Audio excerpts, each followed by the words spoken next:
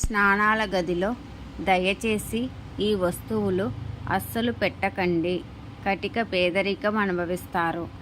శ్రీమాత్రే నమః. అందరికీ నమస్కారం. స్నానాల గదిలో లేదా బాత్రూంలలో దయచేసి ఈ వస్తువులను మాత్రం పెట్టకండి. వాస్తుశాస్త్రం ప్రకారం మీ బాత్రూంలో కొన్ని వస్తువులను ఉంచడం వల్ల మీరు విపరీతమైన పేదరికాన్ని అనుభవిస్తారని పండితులు చెప్తున్నారు. ఇలాంటి ఇళ్లల్లో లక్ష్మీదేవి ఇంట్లోకి రాదంట. వచ్చినా కూడా వెంటనే వెళ్ళిపోతుంది. అలాగే భార్యాభర్తల మధ్యలో విపరీతంగా గొడవలు వస్తాయి. మన ఇంట్లో ఉన్న పూజ గదిని ఎంత శుభ్రంగా ఉంచుకుంటామో, వంటగదిని ఎంత శుభ్రంగా ఉంచుకుంటామో, స్నానాల గదిని కూడా అంతే శుభ్రంగా ఉంచుకోవాలి. ఎందుకంటే స్నానాల గదిని చంద్రస్థానం అని పిలుస్తూ ఉంటారు. చాలామంది బాత్రూంలలో చీపురుని ఉంచుతారు. కానీ ఎట్టి పరిస్థితులలోనూ బాత్రూంలో చీపురుని ఉంచకూడదు. ఇలా ఉన్న ఇళ్లల్లో ఎప్పుడు డబ్బు కష్టాలు వస్తాయి. ఇంట్లో సుఖ సంతోషాలు ఉండవు. ఎందుకంటే మన హిందూ ధర్మంలో చీపురును లక్ష్మీదేవి స్వరూపంగా భావిస్తారు. కాబట్టి అటువంటి చీపురును బాత్రూంలలో ఎట్టి పరిస్థితుల్లోనూ ఉంచకూడదని పండితులు చెప్తున్నారు. మీ వాష్రూమ్లో నీలి రంగులో ఉండే బకెట్ ఉండేలా చూసుకోండి. ఇలా ఉండడం వల్ల శుభ ఫలితాలు కలుగుతాయి. ఎట్టి పరిస్థితుల్లోనూ నలుపు, ఎరుపు రంగులలో ఉన్న బకెట్లను వాష్రూమ్లో ఉంచకండి, వాడకండి. కొందరు స్నానం చేసిన తర్వాత మిగిలిపోయిన నీటిని అలాగే బకెట్లో వదిలివేస్తారు. కానీ పొరపాటున కూడా ఇలా చేయకూడదు. స్నానం చేసిన తర్వాత మిగిలిన నీటిని పారబోసి మంచినీటితో నింపాలి. వాష్రూమ్లలో ఎప్పుడు కూడా విరిగిపోయిన అద్దాలు ఉండకూడదు. విరిగిపోయిన అద్దాలు, పగిలిపోయిన అద్దాలు బాత్రూంలో ఉంటే అవి ప్రతికూలతను సృష్టిస్తాయి. అలాగే వాష్రూమ్లో ఎప్పుడూ కూడా బకెట్లు ఖాళీగా ఉంచకూడదు. ఒకవేళ ఖాళీ బకెట్ ఉంటే బకెట్లు బోర్లించి పెట్టాలి. ఖాళీ బకెట్ ఉండడం వల్ల మీ ఇంట్లో ఉన్న డబ్బులు ఖాళీ అవుతాయి. ఇక విరిగిపోయిన బకెట్లు, మగ్గులు వాష్రూమ్లలో పొరపాటున కూడా ఉంచకూడదు. చాలామంది తమ వాష్రూమ్లో మురికి బట్టలు, తడి బట్టలు వదిలేస్తూ ఉంటారు. అయితే అది ఏమాత్రం మంచిది కాదు. ఇలా మురికి బట్టలు, తడి బట్టలు ఉంటే వాస్తు దోషంతో పాటు సూర్య దోషం కూడా కలుగుతుంది.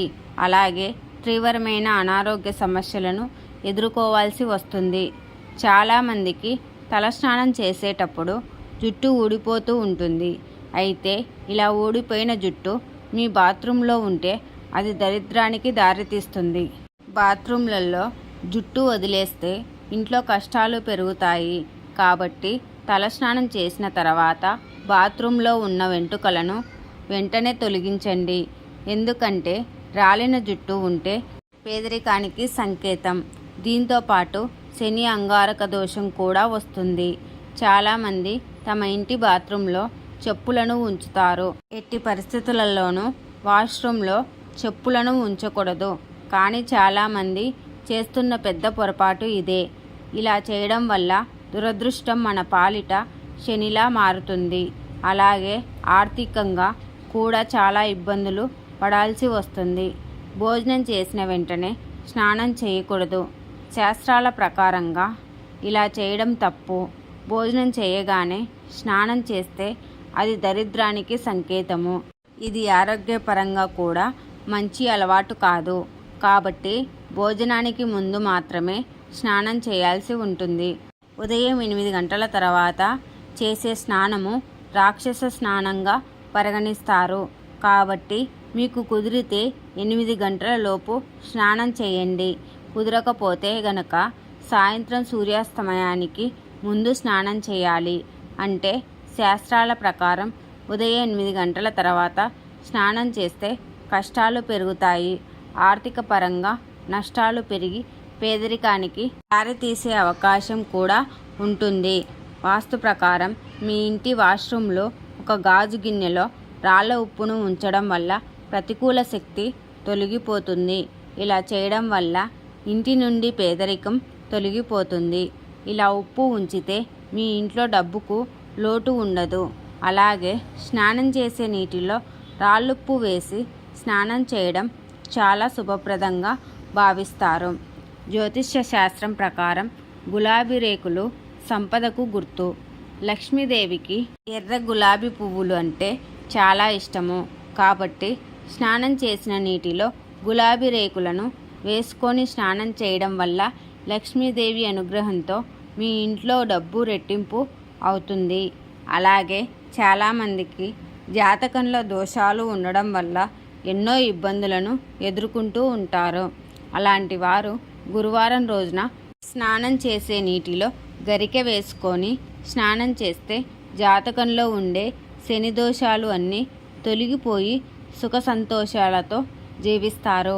వాష్రూమ్ తడిగా ఉంటే ఆరిపోవడం కోసం కొంతమంది తలుపులు తెరిచి పెడతారు.